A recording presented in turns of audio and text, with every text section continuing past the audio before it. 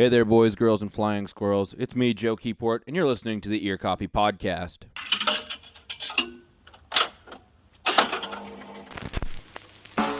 This week is a throwback episode to an interview I did with the Minneapolis band Calvin Heights. It took place in September of 2017, just after the release of the band's third album, Worst Calligraphy. I talked to the frontman Brett Carey and drummer Jordan Whiff about making the new album, The Beach Boys, and the change of their sound from a serious indie rock to a more experimental sound. This was one of my favorite interviews I did with my old radio show, Local Juke Joint. I hope you guys enjoy it.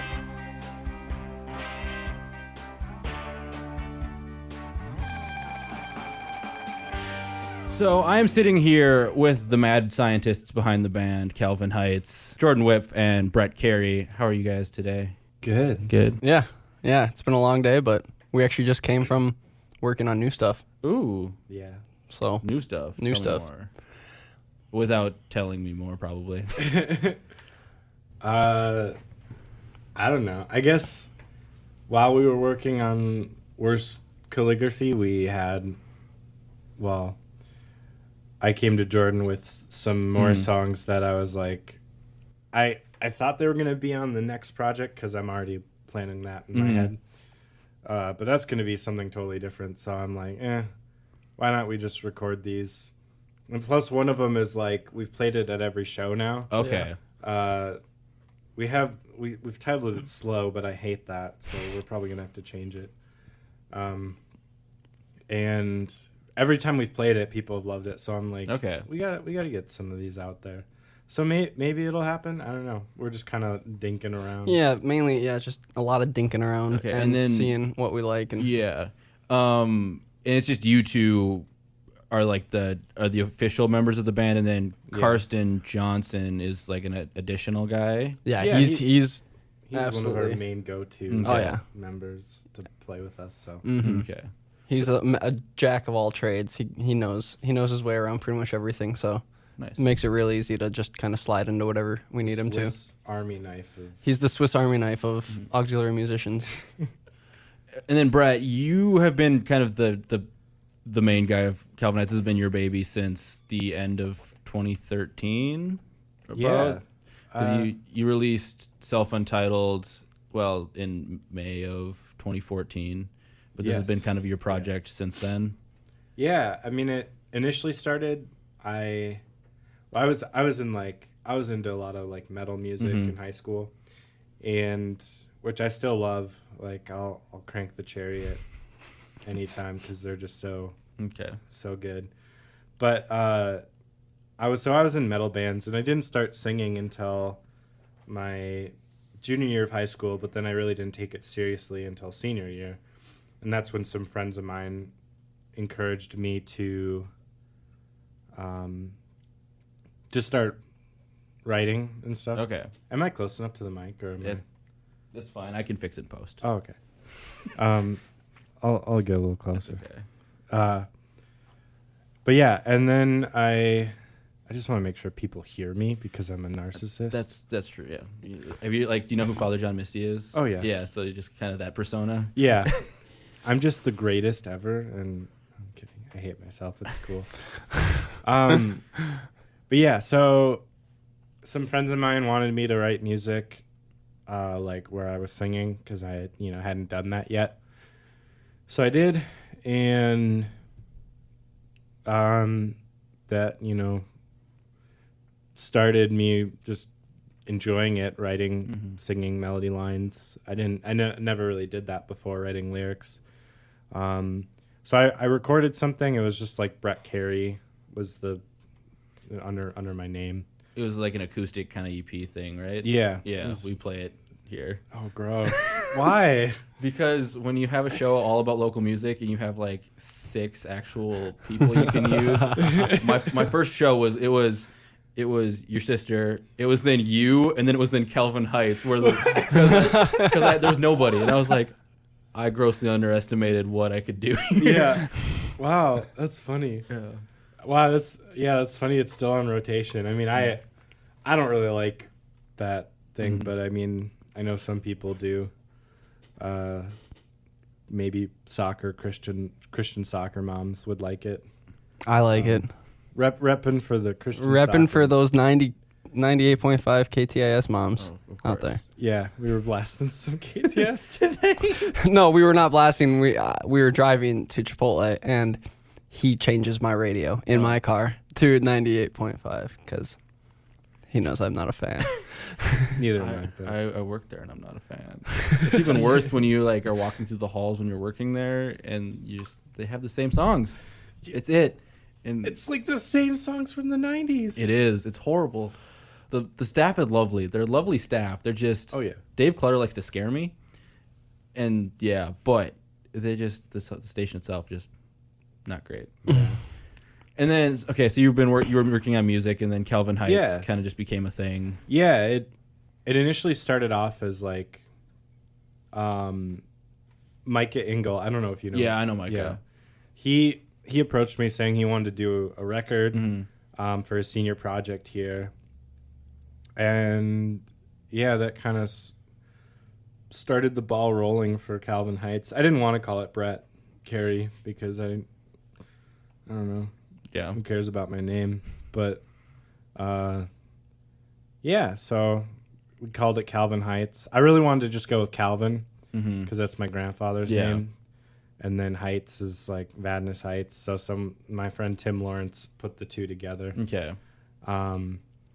And yeah, I mean, there's days where I'm like, the name's not that great. But people have said to me, at least it's not like, you know, like a specific image. Although I feel like it sounds like a pop punk band, personally. Maybe a little bit. Yeah. I don't know. Because like Hawthorne Heights or some stuff like that. Yeah. But I can't say I listen to a lot of pop punk. So yeah. And so Jordan, you've been involved with the band a little bit since kind of that recording of the first album. Not involved musically, but you filmed the mini documentary behind it, which was your senior project, right? Yeah, that kind of doubled as part of my senior project with Ashley Vong. She produced it, and I was she produced and directed. Then I kind of did everything else. So I was with them in the studio as they're kind of developing sounds and kind of ironing out all of the wrinkles. So it was pretty fun to just be kind of a literal, not a literal, figurative fly on the wall because I wasn't involved in the production process, but I would be there seeing this thing kind of unfold and it was really cool to watch. And then time went on, and obviously Brett and I have been friends for a long, long time, and he just asked me late last summer. He's like, I've got these 4 songs that I would love for you to drum on because I've played with you before. Like when we had played together on like Praise Chapel bands, and actually my dad and his dad had a radio show here when they were students together. So wow, so you guys have kind of known each other since like pretty much all our lives, okay. but we didn't become buds until like he was probably a senior in high school, maybe a freshman in college. And so yeah, he just said that he had these songs that he wanted me to drum on, and we did those 4 songs, and then all of a sudden it grew into something bigger, and then grew into something bigger, and then now we've got our 16-song album out called Worst Calligraphy. Yeah. Did a lot of the material kind of grow because you turned 3 to 4 songs into 16? I know, Brett, you've been doing a lot of kind of experimental, improvised music, was it Uncle Stan? Yeah. That thing you do with Carson. And was that kind of the way you went at it with some of this new material? It was just suddenly you were just kind of messing around and it turned into something a little more concrete, I should say. Sure.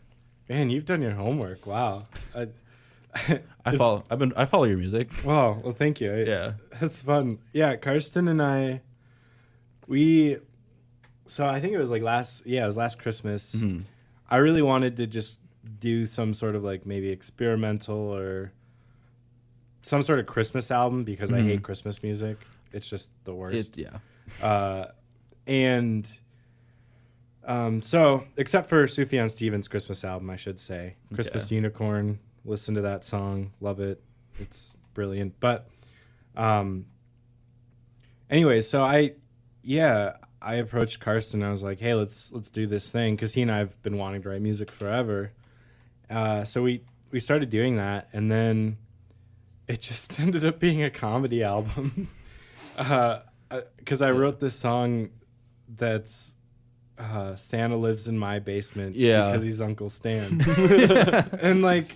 and then he was like, why don't we just call it Uncle Stan? And I was like, all right, sure. So, but then we did like this experimental thing, which I think is what you're referring to, where we literally just sat in the studio. Like I was in the stairwell, and then I gave him like my guitar and like set mics up with the whole rig and the amp and stuff, and then we just hit record, and we just did 2 live takes. We did one, and it was like 20 minutes or 25 minutes, something like that, and then afterwards we were like, that was awesome, and then we did another one, and I think probably the coolest thing about it is that, like, I mean, I've been playing guitar for a really long time, but when I listen to it, I have no idea what he's playing, how he's playing it, and I don't even want to ask him, to be honest, because it's like that's like a part of the thrill of it, and then like same like when he did the like, because then we swapped for the second song, where I played guitar, he did vocals, he was doing stuff, and I'm like, I have no idea how he's doing that, and I don't really care, like, if I happen to find my own version of whatever that thing is, like, that's, or if he tells me, but like, I don't know, there's something cool about that, and how it's like I want to be surprised by music, I feel like music is all too, I don't know what the word is, it's just too like familiar. It gets very formulaic. Exactly. Yeah, because I know you mentioned with your first record, you mentioned you thought it was too pretentious. It is, yeah. It's very pretentious. Okay. Yeah. But then that's from your perspective, but from mine, as I was watching this thing kind of develop, it doesn't really seem pretentious from a third party. I think it's mostly in your head, because I think it's pretty vulnerable.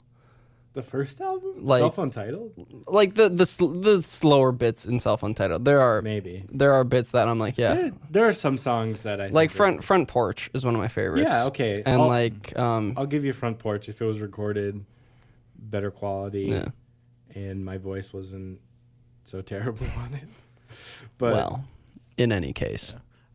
I tried to listen to it because I went to go listen through most of your like material so I could get a scope of it, and Self-Untitled is just nowhere to be found. There's no trace of Self-Untitled on the internet. I think I found a rant, like there was like a link still on Bandcamp where you could find it, but it was like it's really hard to find. I have I have the physical CD if you want it. Goodness. Because it's not, because I was going to check on the computer we store all our music on, and it must have gotten deleted from the hard drive, so it's just like the corrupted files. Oh, wow. Yeah. Yeah. So it's like, well, okay. Yeah, Brett, I think, put a pretty good kaput on that. Yeah, although my sister, she was like, well, you got to keep it somewhere, because she's always giving me her opinion. But I love my sister, but we disagree on a lot. Okay. But I mean, in terms of just how we go about even like writing music, yeah, I don't know. Yeah. And then so when Brett, this material started growing bigger, you worked with Jordan to like kind of fit it out. It's like, did he just Brett show up with all of this sudden extra material, or did you kind of were working together to help grow it from 4 to 16? Yeah, it was, Brett definitely had the meat and potatoes of it really like figured out, and it was just those little frills and stuff. And like, he knew how he wanted things to sound, he knew the feel that they wanted, but he didn't know exactly like the actual literal groove or whatever I would do. Yeah. And he just said, this is kind of the feel, the rhythm, the pulse I'm going for. Mm-hmm. And I would just kind of take it and run with it. But so yeah, it was very, very, the framework was definitely there right from the start with a lot of these songs, and a lot of them that we put on Worst Calligraphy have been getting developed like for 3 or 4 years. Just kind of marinating in the back of Brett's mind, almost on a constant basis. That's what it. At least that's what the feel I get, is that the gears are always turning. Okay. And so that makes it really easy and real fun, at least for myself, because I just kind of come in and can offer my opinions on tonality and stuff like that, but really the heavy lifting's already been done, Okay. so that's good. And then, did you guys work together to produce it, or did you work with someone to produce Worst Calligraphy? I was just Jordan. It was okay, so it was just kind of you guys together. Yeah. How do you go about doing a lot of that stuff? Because it's like reverbed out, and there's a lot of because I don't know how to describe it, but like the end of Defined, where it kind of transitions with all that. I mean, obviously you're playing with probably pedals and. Mm-hmm. Like, how did you go about getting those kind of timed out and making sure everything relatively flowed without getting weird or out of hand? Yeah. I don't know, to be honest. I mean, I guess just kind of feeling it out and seeing what sounds best. I mean, we did like for the end of Defined, where it like goes into all that like weird that was. We had an optical theremin kit that we built, which we need to get a new one because it fried itself. It started on fire. Yeah. Oh, that's pretty cool. So this theremin Was it like at a show? So you just extra fireworks or something? Oh no! It That just would've been kind of. cool. I think it was just kind of sitting there, and then Okay. I started smelling something, or something happened.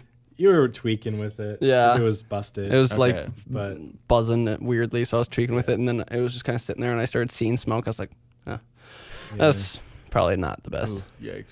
But yeah, so we like at the end of Defined, that's what that was. And it was weird because I had like a delay pedal, but it was responding in a very strange way because it would like with the way that I was using it, the delay would like cut in and out. Okay. And normally it doesn't do that, you know. But then it would start to feed back when I would like pull it away, and then when I would like go back to use the theremin, then it would like cut out. And I still to this day do not know why that responded that way. But So it was like a one-time kind of occurrence? yeah. And like Weird. I mean, I'm sure maybe if I got an optical theremin of the same caliber running again, hopefully it would do the same thing. Okay. It's just my guitars have never worked in that way, you know, in terms of that unit. But I actually don't even have that unit anymore. I gave it to Karsten. Well, it was a one-time thing apparently. Okay. So, but I mean, you captured it, and it resulted in a really cool response. yeah. It's funny because it was one of the, like, anytime you describe like music that's a little more far out, you just kind of either you get it or you don't. Yeah. And I was able to use that excuse on the general manager of our station. He's like, "That song is so weird." I'm like, "Well, you just don't get it, man." And he just and he's kind of like, "Guess I don't." And I used to be with it, and then it changed. yeah. So, are you guys kind of gear nerds when it comes to a lot of that stuff? Because I don't know. I mean, drums, it's kind of hard to be a gear nerd. Yeah, I think Brett's definitely more gear. Okay. But he's not even like a gear nerd. He just kind of is like, yep, that's what I'm looking for, or nope, that's not what I'm looking Okay. for. And he's pretty decisive on things like that. And we've actually talked. I said, like, he was kind of went through a streak of getting like, he got like 2 pedals in a month, and I was like, whoa, Brett, you're getting carried away. And so he has this pedal board like a 2 foot wide, right? And I said, when that pedal board is full, don't keep adding to it or change things out, because you don't want too many colors on your palette. You want, I think, less is more. Okay.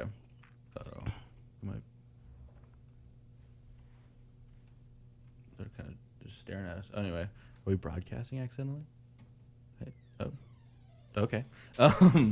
Is this live? We're live. We might be live suddenly. Hey, you just tuned into The Remnant. Or what is it? Shoot, Michael Burns. Do you remember him? Yeah. I don't remember how he says it. Romanant or something. Remnant. Yeah. So, Brett, I know your rig has kind of changed a little bit. I mean, guitar-wise, you've changed. Because what was that first guitar? That guitar you had? It was like a semi-hollow body kind of thing with lipstick pickups. Super did your homework. Wow, I'm very. I remember we impressed. talked about it once in like freshman English. Yeah. Because you had some like stickers on your notebook or something of bands that I was like, ooh. Yeah. And then you told me to listen to parkour Or parquet courts. Parquet courts. Yeah. Yeah, I remember that. Yeah, I had this Tonesmith. That's what it was, yeah. Which I still have, and Okay. it's a great guitar. Mm-hmm. But then I found a Dan Electro for like $200 or something, and it's like, well, of course, chintzy plastic guitar, you gotta play. Those are Dan Electros are the coolest. Yeah, I don't have one. That's like my next. We got to find I kind of want to find like a one that's kind of broken. Just beat up, just that's so you can wrestle with it a little bit. Yeah, do the Jack White thing. The Jack White. Yeah. So what kind of effects do you keep on that pedal board? Yeah, I mainly do a lot of reverb delay. Mm-hmm. I have two delay pedals, so I can kind of like do alternating stuff. Okay. And then I never thought I would ever have more than one distortion, but I do, and it. What kind of distortion do you use? I just have this like bass distortion pedal I found. Okay. It's called bass distortion. And then I have like some Boss Turbo thing. Yeah. I don't know. Okay. Because I know, because when I'm scrolling through Facebook, I'll see your post when you like talk about My Bloody Valentine or some of those other kind of shoegazy bands. So I was expecting at least a big muff or two somewhere in the board. But yeah. Oh well. Yeah. No, I don't know. I'm not like. Yeah. There's some things I'm brand name about, mm-hmm. but there's other things where You're just trying to get the sound, and it doesn't matter. Yeah. My favorite pedal right now is it's a Dan Electro. It's like I can't remember. It's called the Daddy-O. Ooh. And I bought it for $10 at Guitar Center. Yeah. And it's this weird. It's super broken, but it's the weirdest distortion. Yeah. But it's got a 3-band EQ. That's all. Oh, nice. It's fun. Yeah. But okay. So, with leading up to the release of Worst Calligraphy, you released an EP in January called Possession of the Deer's Hoof, I think. Oh, there we go. Possession of the Deer's Feet. Yeah. Mm-hmm. And so what was because it's a prologue to, it's something, in context of the record, it makes a whole lot more sense, I've learned. Yeah. So what was the kind of the motive behind releasing it almost 8 months before, maybe a little less, but 8 months before the album came out? Yeah. Well, that actually came out when the album was supposed to come out. Yeah. So we had basically started work on this album August 2016. Okay. And we had basically gotten everything tracked by February, probably. Yeah. And so we're like, all right, sweet, everything's tracked. What's next? Next step is to mix and master and then distribute. And we're like, all right.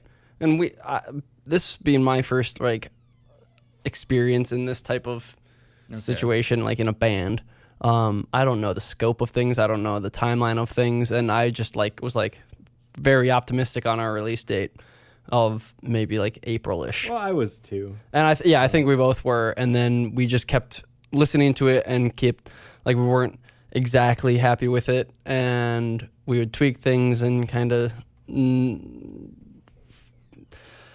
sand out the edges of things and just work through it a little bit. But then finally we're like, all right, now we've got a finished product. Now we have to, market this thing. Yeah.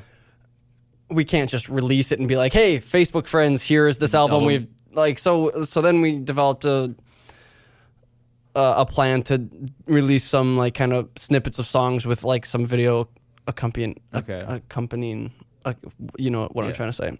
And they would just be 35 seconds of a specific song, like a certain phrase, and then and so we released those to just get some momentum going, get some traction, and then we figured, August seems like a pretty appropriate time to drop this thing. So August we dropped it, and so it didn't necessarily go according to a perfect plan, but that's all part of the adventure. Yeah, because I listened to Possession when it came out, and I was like, what is this? You and I actually talked about that in radio news. Yeah, because I was talking to Senius, and I didn't realize you were in the band. Yeah, you hadn't even realized, and I didn't know what you were talking about at first. But I was just like, I don't get it. It was that was technically the first time I got in trouble for making, because when I set up the interview, you're like, who wrote that article about the album? I was like, oh, I did. He's like, you kind of sounded like you were talking crap about it. And I was like, I mean, it wasn't my favorite. Yeah. I was like, oh, no. No. But Joe, what did I tell you? I said, just wait till the album comes out and things will be a little clearer. Yeah, that's what you said. And I was like, okay, cool. Yeah. Yeah, because you're like, oh, I'm in Calvin Heights now. And I went, oh, no. I was like, oh, this guy. Come on. No. This is going to be awkward sitting across from a dude I don't really know yet. For a whole semester after I just dissed his band's music. Yeah. And I was like, but the thing is I didn't care at all. I wasn't dissing. I was just, I had nothing to do with that whole EP. In fact, Brett basically was like, I'm gonna write some songs. And then 3 days later, he's like, here are my songs. Yeah. That one I did track all by myself. Okay. Yeah. I had nothing to do with that whole EP. And but once I was like, listen to the album, listen to Possession, and I was like, oh, now everything makes so much more sense, and I get it. Okay. So then before you released a music video for the song Alone, and that is a very visually striking video. And actually, your sister and I were both helping with a recording arts camp here. And it just randomly came up, and it was just, she was kind of mentioning it, and she's like, yeah, it was kind of heavy to watch my brother essentially kind of die on film. And I was like, oh, I mean, if you interpret it that way. Yeah. Oh, because Caleb Anderson was also here, and so they were kind of like talking about it. So Jordan, did you help film that? No, in fact, I didn't. Again, I had nothing to do with that. I didn't even know that it was happening until Karsten shot me the link. He's like, take a look. And I was like, wow, that is... Okay, because I definitely, the first time I watched it, I was very uncomfortable because it was like, what's going on? It takes a couple watches and listens to like fully digest. That's like, what's kind of the story behind that video, if there is one? Yeah.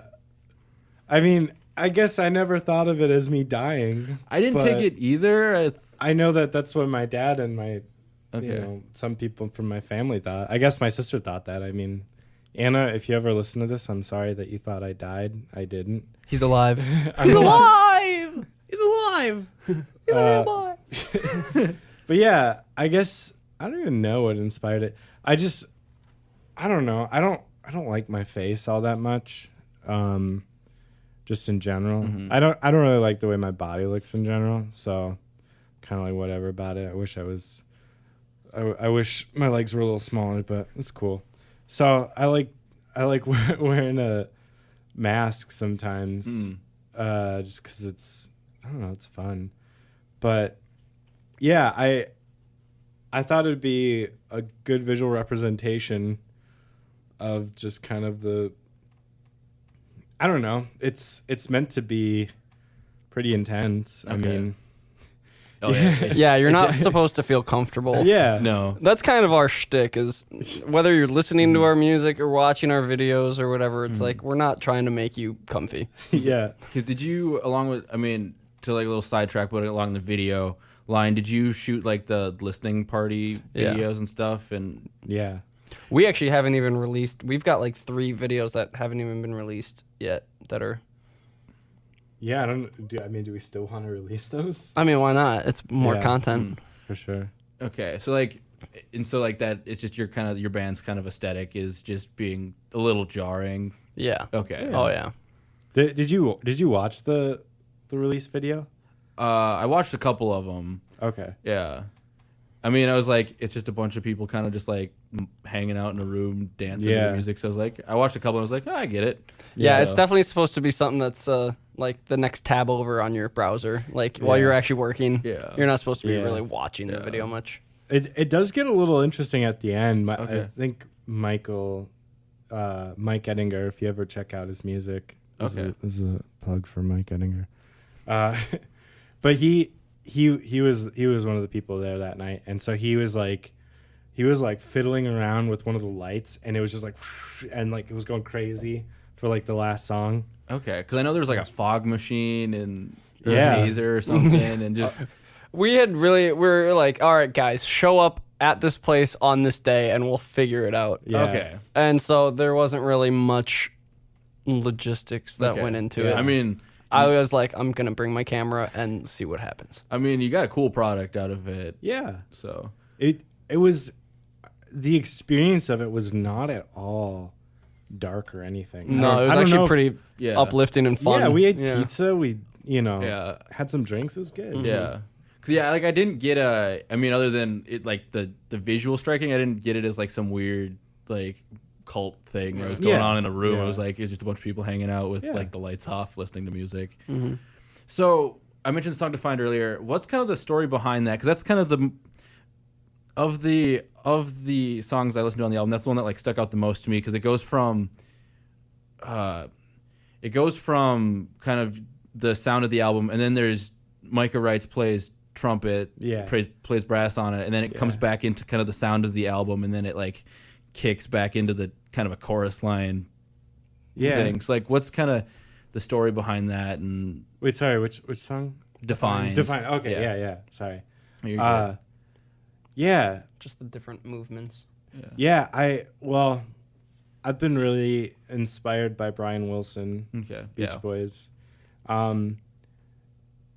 He did a lot of like sound bites that he like put together when he was creating this album Smile, which eventually got scrapped, and then he finally finished it in 2004.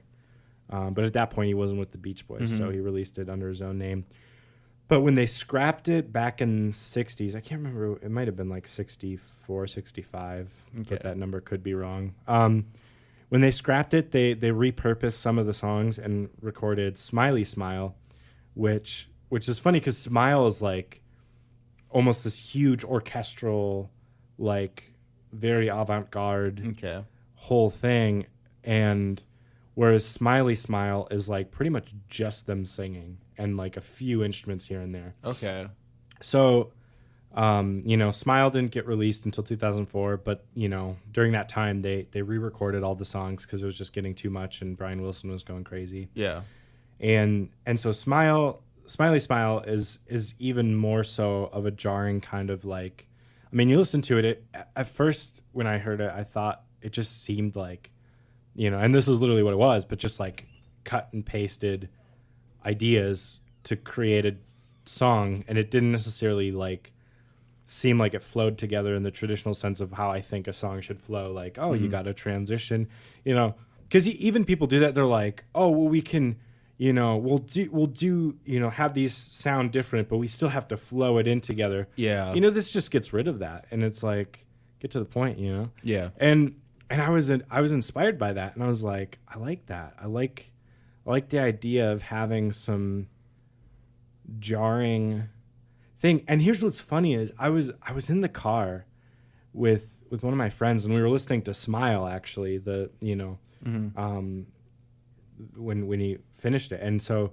I was listening to it with my friend Chris Hickey, and I was like, do you know who this is? And he was like, no. He's like, I've never heard anything like this before. And I was like, well, it's the Beach Boys. And he's like, wow, that's surprising. But it's funny because it's true, because like that's something people have not really continued at all in music. And it was kind of like I'm sure like it's been done before, but not in the sense of pop culture. Like, the Beach Boys was like a huge band. Oh, yeah. And then they released this album, Smiley Smile, after they released Pet Sounds, which was like, now today it's one of their, top albums. I mean, people think of it as one of the greatest albums of all time, which it is, in my opinion. That's just my opinion. But so I really wanted to have this jarring sound of like transitions and also kind of like the Nirvana aspect of the dynamics. Like, Kurt Cobain really wanted the like super mellow and then to just blare with. Yeah. Because even there was parts where we were recording that, and Jordan like, because it like goes to the really really quiet verse, and then it just goes to the chaotic chorus thing again, and he did a little lead into it on the cymbal, and I was like, no, so you just gotta bash it right when it comes in, and I mean, that was probably one of the most fun to record, at least for me, because I was literally just like conducting you by flailing my arms around, being like, all right, now hit here, and like, it was. But the funny thing was, I actually had never played that song until we recorded it. Oh, really? Yeah, I only had it in my head, and I had like a few of the parts that I had written out on guitar before that I was like, okay, I'll bring that part in from, But then when it came time to actually record it, so I was like, okay, so we have one more song, but it's needs to be demoed out. And he was like, what? And so then like we just set up the mic and I just played with my acoustic, and that was the first time I'd ever played the song before. Oh, wow. So It's crazy. yeah. Okay. And yeah, Brett's notorious for not wanting to play with a click ever. And obviously, like, I would prefer not to play with a click. Yeah. Just being a I think drummer. we played with a click for that one, didn't we? Did we? Because sometimes you can't tell. I mean, that's what rock music is. It's just it's a little messed up, and it's great. Yeah, and that's definitely right up our alley, is things just being so off. So when you played, when you played songs, did you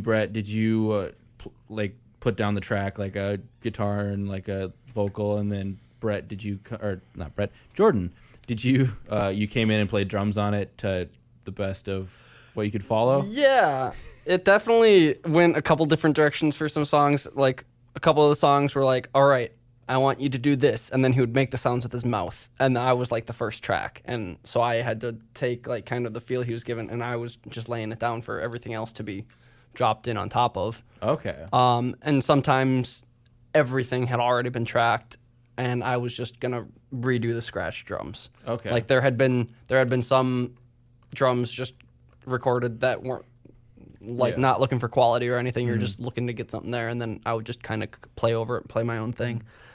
That was similar. Yeah. But then, yeah, a lot of it was just kind of him orchestrating me, whether it was like with flailing his arms or just like verbally or anything. And then we'd just take it from there. Okay. Yeah.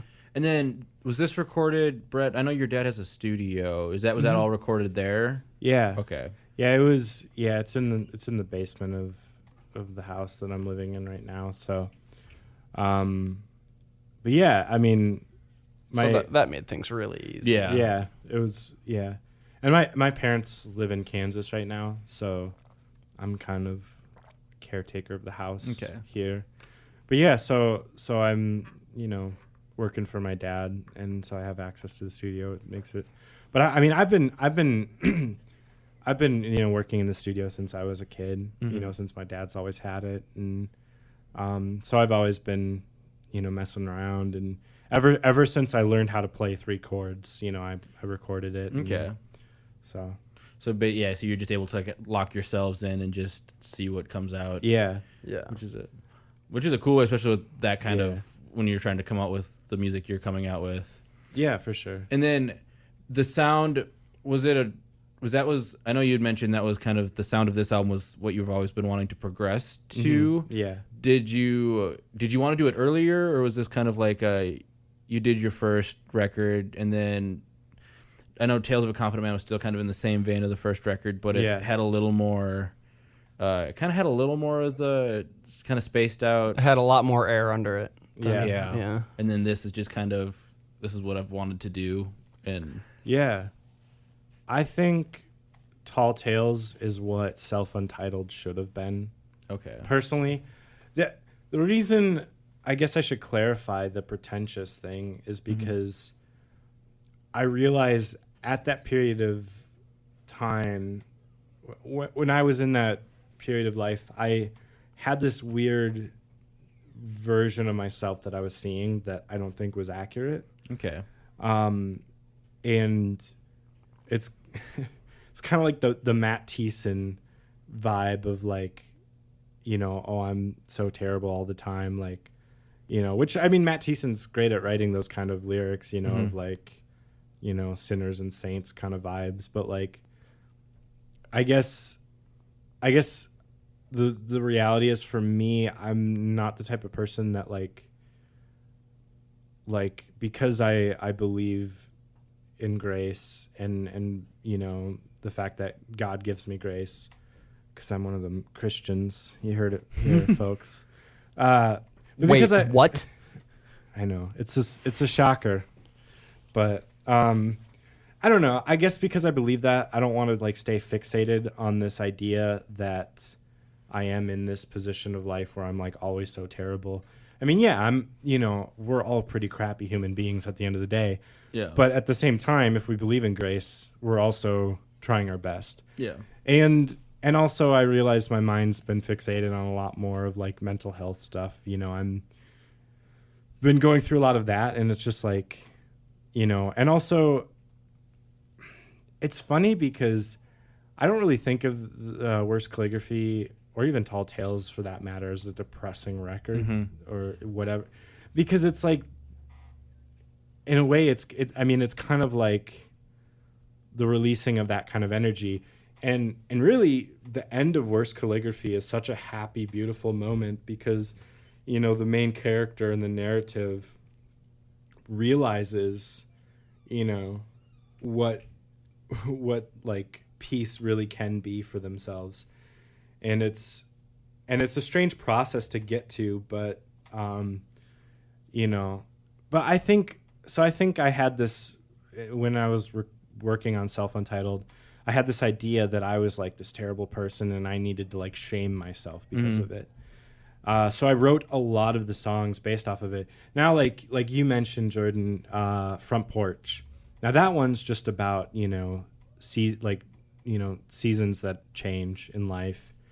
So that I think is pretty honest because that was like what was happening at the time. Whereas the other stuff, I think I was trying to create some sort of emotional distress, if that makes sense. Because if you're a cool artist, you have to be the tortured artist. And that's the reality is I'm actually like right now I've been the happiest I have ever been in my life. Oh, nice. I have a lot of love in my life. I have great friends, family. There's, not that life sucks at times, and I went through a really rough year, but it's like I'm not a depressing person, even though I write really like obscure music. But I don't even think of like noise music as depressing. It's just like a release for me. I remember we saw this band Jock Gang, and I was like almost crying, and they're this noise band, and he doesn't like Jock Gang. I hated it. Like, it was so good. It was so. You guys good. go and see them live? We saw them live because they opened up before Deer Hunter. Okay. Best band in the world. And that was the first time I'd ever seen Deer Hunter too. Okay. So good. But this group of four weirdos just comes out on stage, and like just nothing about it was like, even the way they stood, they were just like it was just, it wasn't, it was so good. There was no energy. I loved it. Like, it was just four people kind of playing their instruments to themselves.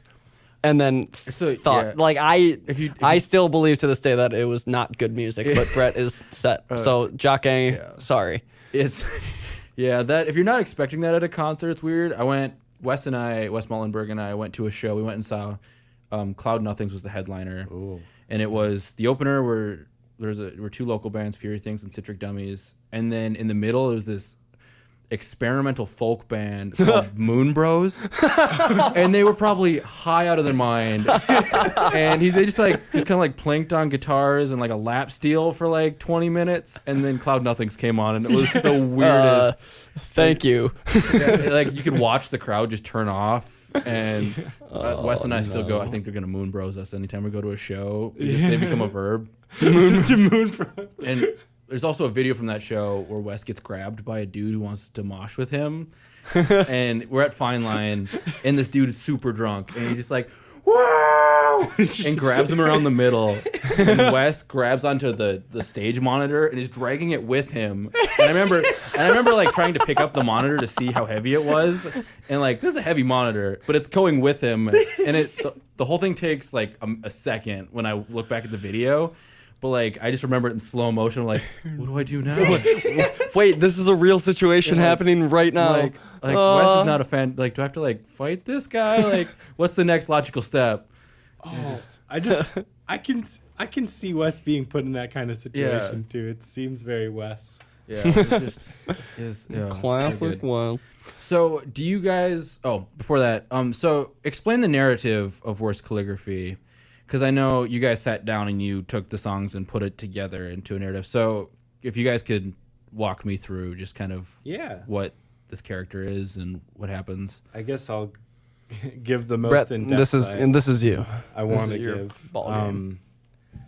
Well, first of all, the narrative can really be whatever you want it to be. I mean, I really could care less what people take out of it, unless if they hate it, then I'll just be really sad. But that was a joke. No, I think. Well, so the narrative is like basically, it's about this character. We don't have a name for the guy.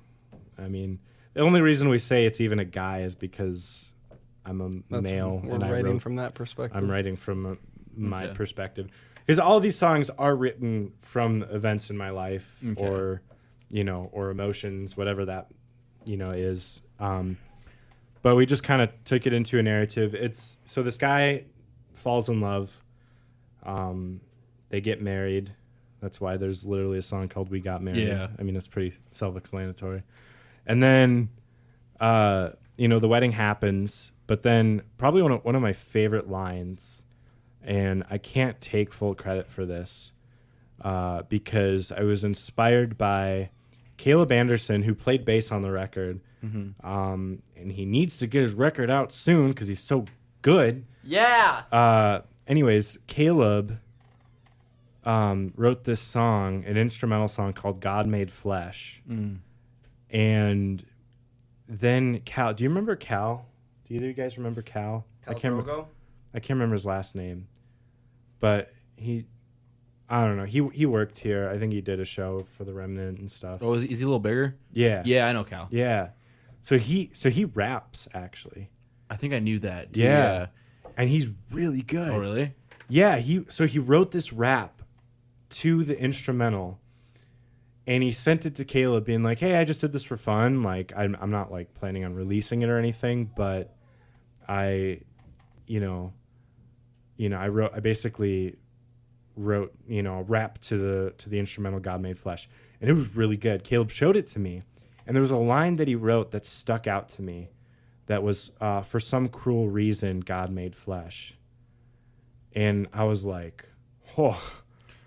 It's way better than the line I wrote. But I messaged Cal saying, can I steal that line? And he said, yeah, man, I don't care. I mean, he was super chill about it.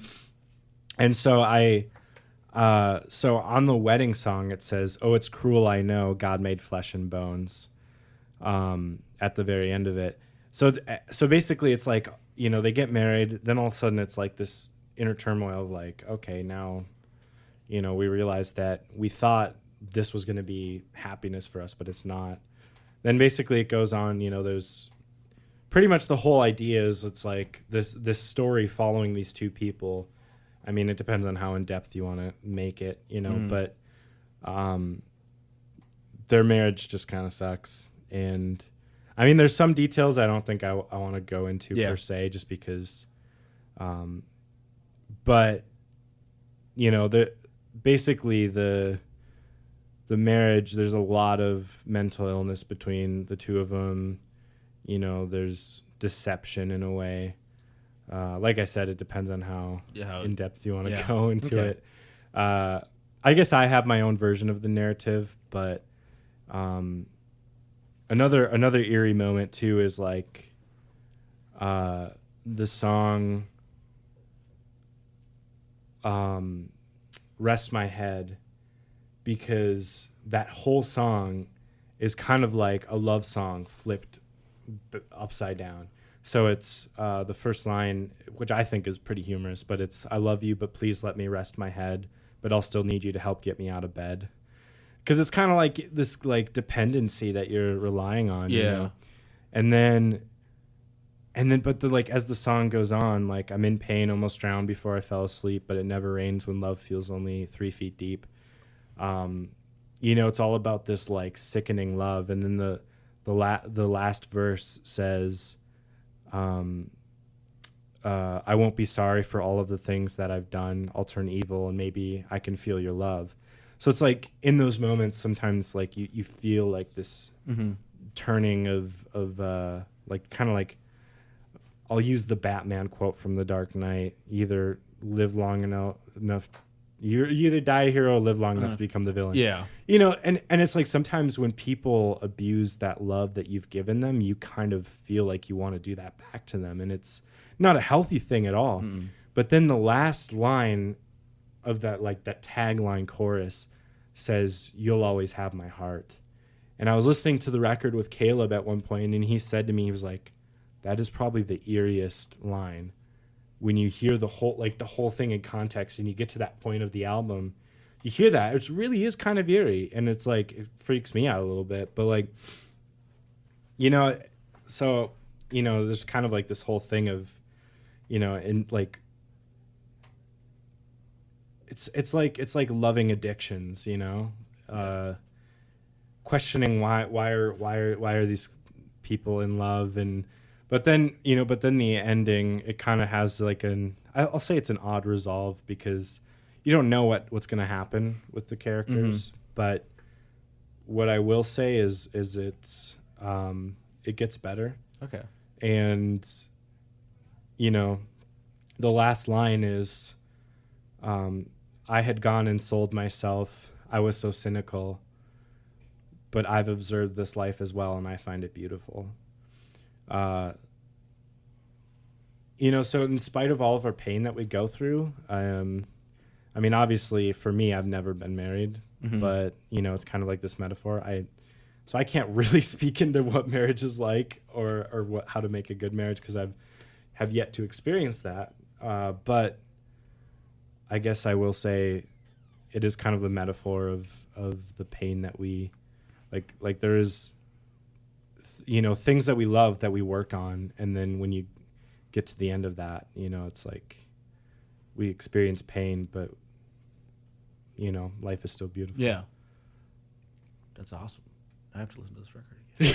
It's one of those where like you finally hear the story behind stuff, and you're like, now I have to just find all these points. Yeah. Yeah. It's like you got like completionist. Yeah. And the EP, I'll just say the prologue is kind of more just like into the main character's mind. Okay. Like it's just a little bit deeper of a roadmap, so you understand what he thinks and how he thinks. But okay, because I noticed some of the titles in the EP like reflect kind of titles in for certain tracks, because we have like 3-7 and 3-8 and or something like that. Oh yeah, 319. 319. There you go. Yeah, stuff like which that. I still have no idea what's going on. Explained it. He explained it to me. That has a I hidden still have no meaning, idea what's going on. If you look up Habakkuk 3:19, it'll make more sense. Okay, yeah. But that's all I'll give you. Alrighty, and then what do you guys have planned with this album for coming into the end of the year and forward? Do you have like a release show planned out, or? At this point, we're trying to first figure out distribution and just we want more whatever exposure, or because we don't want to put all this time and energy and a lot of money into a release show and not have it you know, reverberate mm-hmm. with the scene around. And Minneapolis has got a lot of good places to play music, and it's just finding one that will take us, and it's hard. We're kind of at the stage right now where it's like we're both two very type B, relaxed, like creative type people, and so we don't know how to run a band. Yeah, we just know how to be the band, and so we're running into some issues with, like, you know, next steps, logistical stuff, like the. How to go about you know, marketing yourself and contacting people, but we're slowly motivating ourselves to get on that. So what's coming up though is definitely more shows just around town.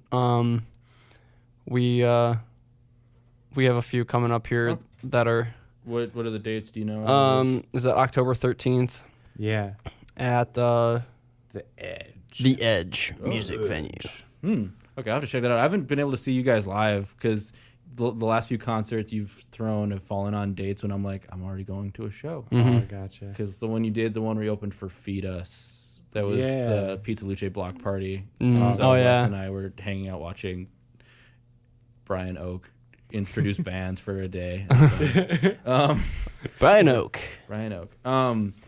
So, Brian, I took an awkward photo of him. He was just in the crowd, and I was like, my friend is a fan of his, and I was like, Brian Oak's like 6 feet in front of me. But and then I heard through the grapevine you have a potential like cassette release for this album, or you're working on something like that. Yeah, what grapevine are you? Yeah, man, you're tapped into the roots. Hey. Wow. Is that David?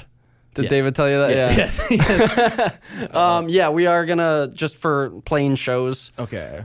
Because that's just cool. It is, having just stocks of cassettes just sitting on the table. Yeah, I have a bunch of cassettes from like shows. I'm like, they only release them here, so like. Yeah, and it's like, at least for me, I think our audience are the types of people that still drive cars with cassette players in them, and especially or me. Walkmans. Yeah. Target sells Walkmans again. What? Yeah, like $10 like brand new. Like actual like Sony Walkman. Like awesome. It might not be a full on Sony, but it's like. But it's a cassette player. Which I have to, now that I remembered that, I have to get one because they're getting back in. I'll probably because they have Polaroids too now. Yeah, for $70. Oh, okay. Jeez. Yeah. And then the film for it is like pretty. Yeah. You can get 20 films for like $30. Yeah. My sister has one, and she's like, "All right, we got to make sure this one picture is good." And I get it. I mean, it's like so expensive. She's like, "It didn't turn out right, but we're not gonna try again. We're not gonna fix it." Yikes. But yeah, we've definitely got things coming up, and we're still we're very active on the social needs.